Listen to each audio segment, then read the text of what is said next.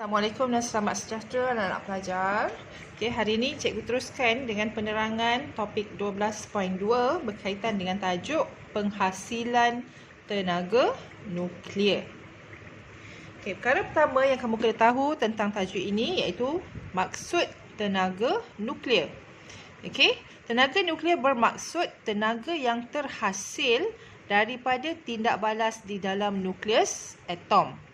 Okey, bila berlaku tindak balas dalam nukleus atom, maka dia akan menghasilkan tenaga. Jadi tenaga apa yang terhasil? Itulah dia tenaga nuklear. Okey, jadi bagaimana tenaga nuklear tersebut terhasil daripada tindak balas tersebut? Okey, dia adalah melalui dua proses. Yang pertama ialah proses pembelahan nukleus. Okey, nukleus tu dibelah. Jadi ia akan menghasilkan tenaga nuklear.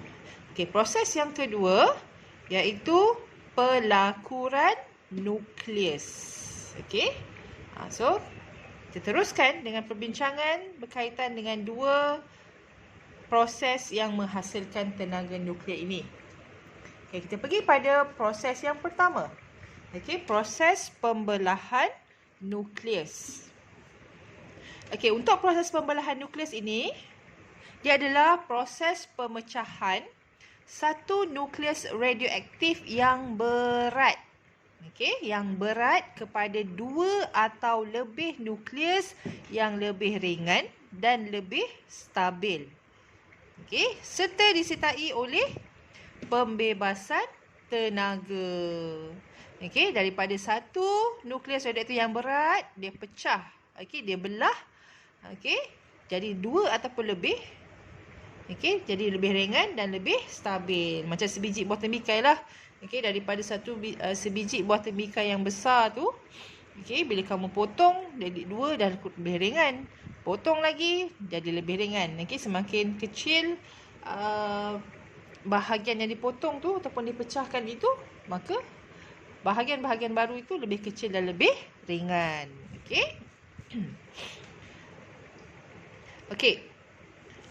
Dalam proses pembelahan nukleus ini, okey, kalau kamu lihat kepada gambar rajah di bawah ini pelajar, okey, contoh yang diberi, okey, seperti bahan radioaktif iaitu uranium 235. Okey, ini contohnya lah.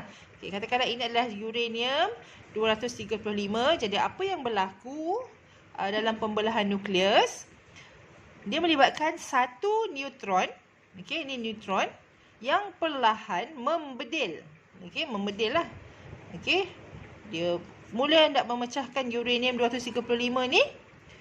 Okey, nukleus ini, dan dalam bedilan tersebut, okey, akibat daripada bedilan neutron itu, dia menyebabkan nukleus ini dipecah jadi dua ataupun lebih nukleus. Okey, ini contohnya kalau dalam gambar ni daripada satu nukleus uranium 235 ni dibelah, okey, dipecahkan dia menjadi dua. Okey, ketika menjadi dua nukleus yang lebih ringan ini, ketika proses inilah terhasilnya tenaga. Tenaga inilah tenaga nuklear. Okey? Jadi bedilan daripada neutron menyebabkan nukleus pecah kepada dua atau lebih nukleus yang lebih ringan dan stabil. Dan ketika proses ini memang banyak tenaga yang dihasilkan. Dan proses ini sebenarnya dia berlaku secara berterusan dan tidak terhenti hanya untuk satu kali proses pembelahan sahaja. Tidak, ya. Okey, dia berlaku secara berterusan. Okey, apabila satu neutron membedil dan membelah nukleus berjisim besar yang baru. Dan proses yang berlaku secara berterusan ini disebut sebagai tindak balas berantai. Misalnya contohnya kat sini lah. Okey, akan ada neutron lain lagi dia membelah lagi, belah dan dia akan keep on going. Okey, sentiasa berterusan. Okey. Itu berkaitan dengan pembelahan nukleus. Konsepnya senang, belah daripada satu.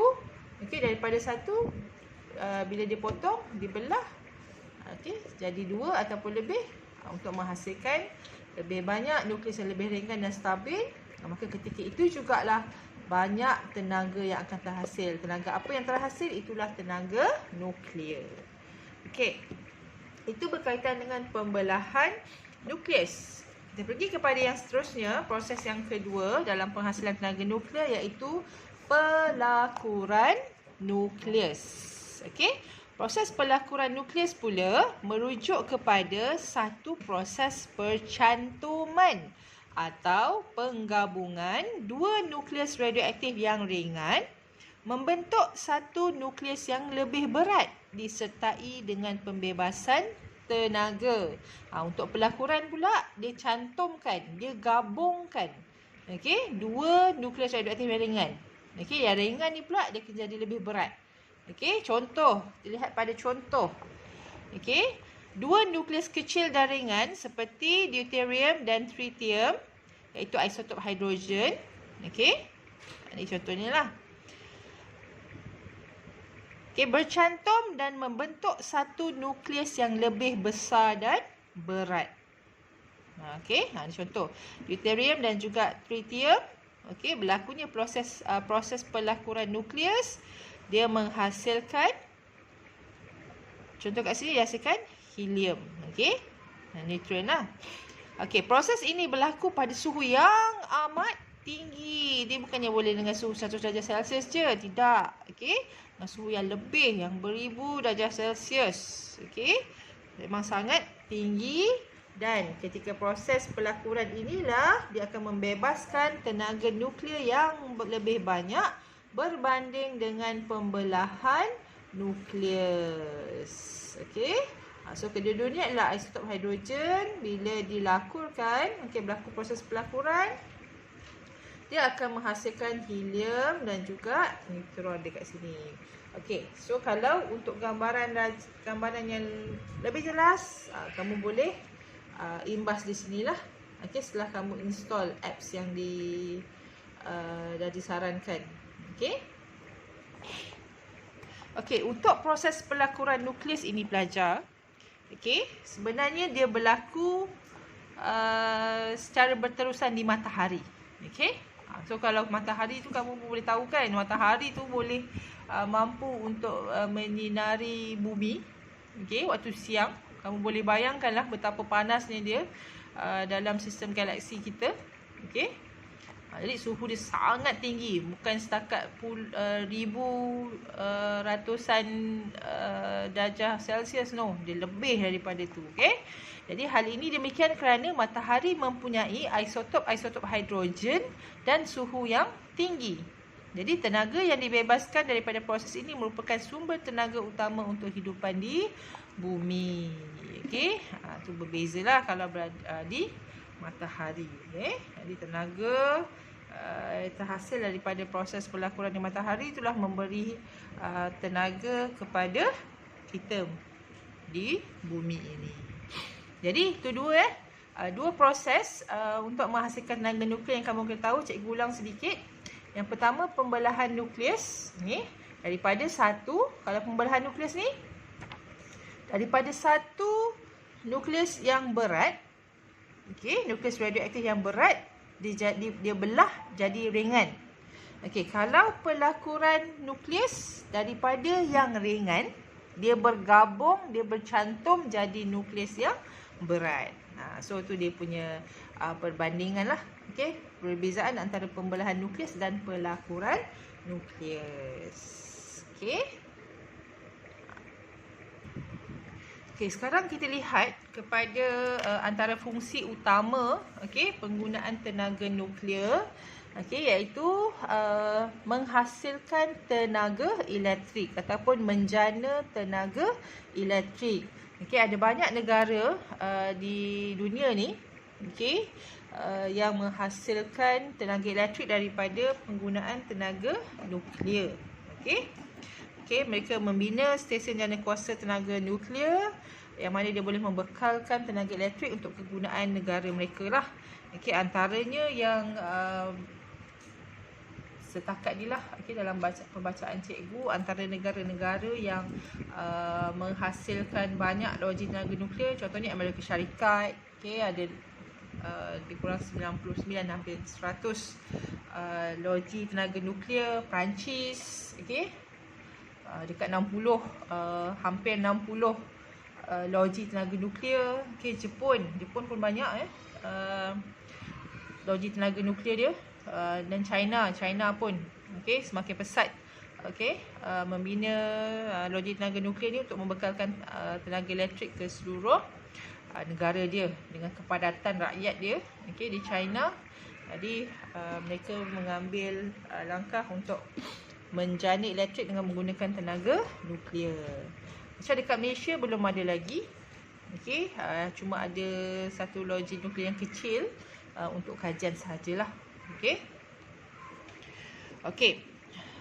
Dengan berkaitan penjanaan tenaga elektrik dengan daripada tenaga nuklear ini, okey, untuk menghasilkan tenaga elektrik ini pelajar, okey, ia dilakukan dalam stesen jana kuasa tenaga nuklear. Okey.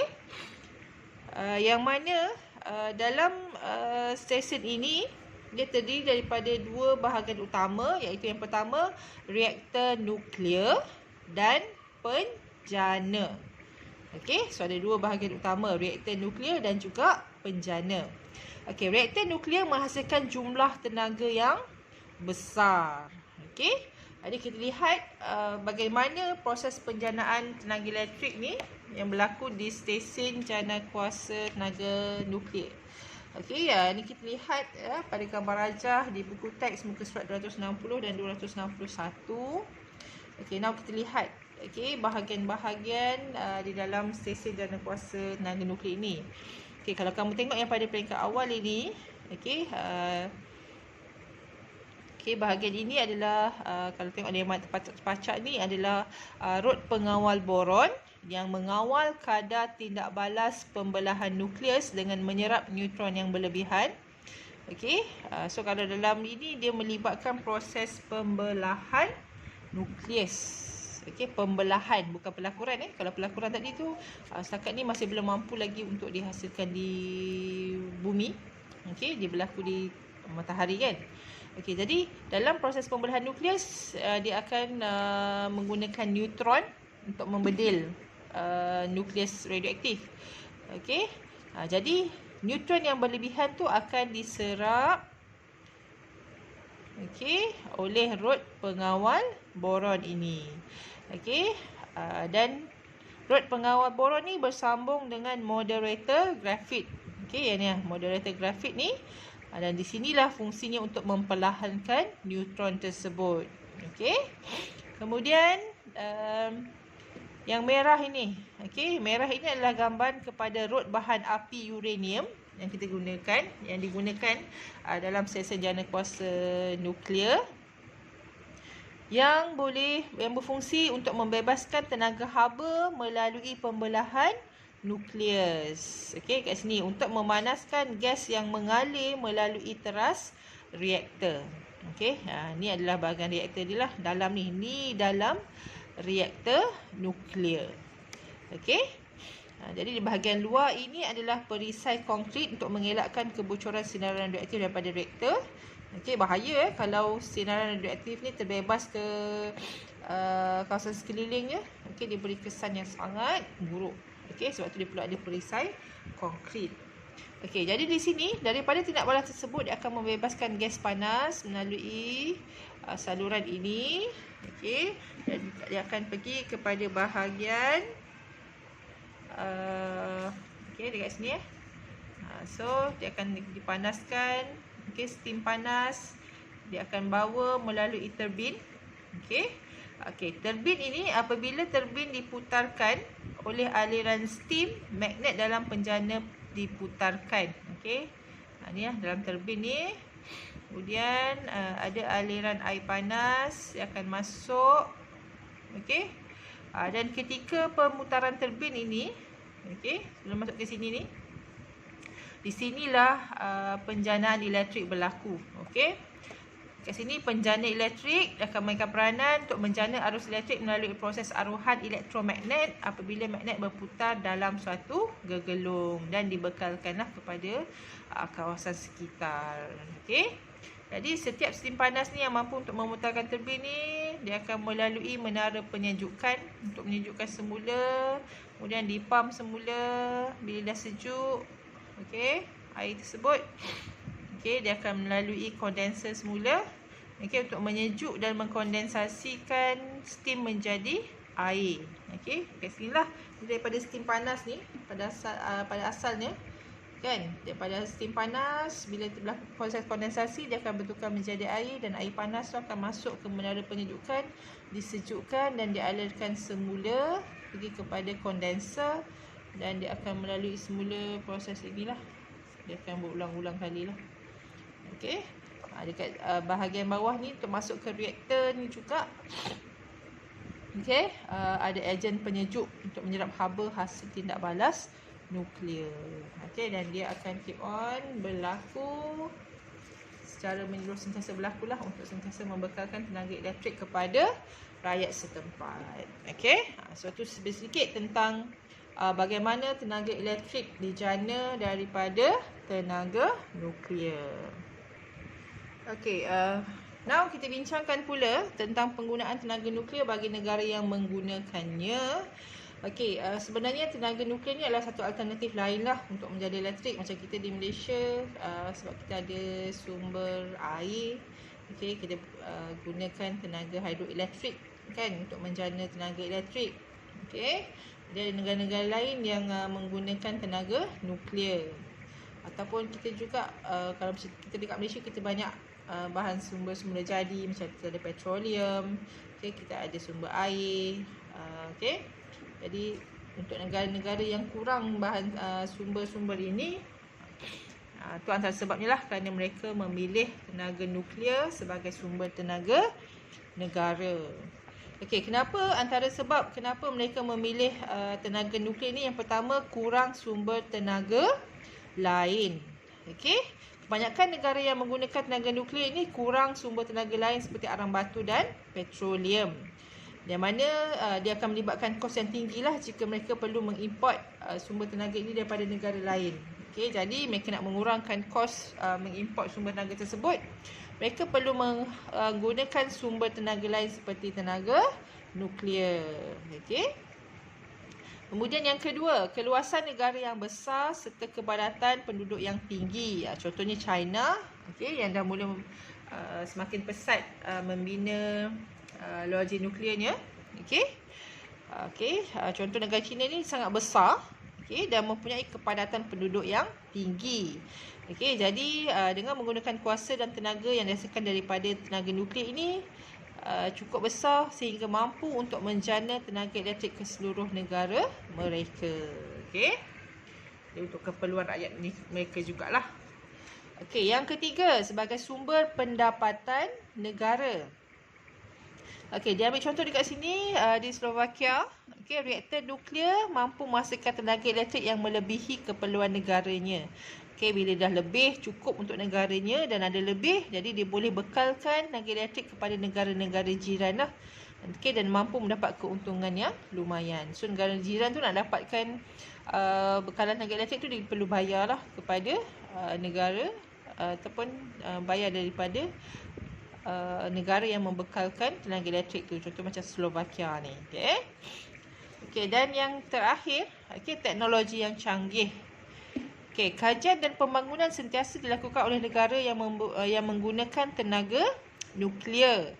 Dan hasilnya kini mereka telah berjaya menghasilkan ataupun memiliki teknologi yang lebih canggih serta mampu mengurangkan risiko-risiko yang berlaku kepada reaktor nuklear. Contohnya pembinaan makmal National Argon yang dimiliki oleh Amerika Syarikat. Jadi mereka sentiasa buat kajian bagaimana untuk mengurangkan risiko kesan radioaktif ni kepada masyarakat setempat, okay, pada kawasan sekeliling, pada alam sekitar. Okay.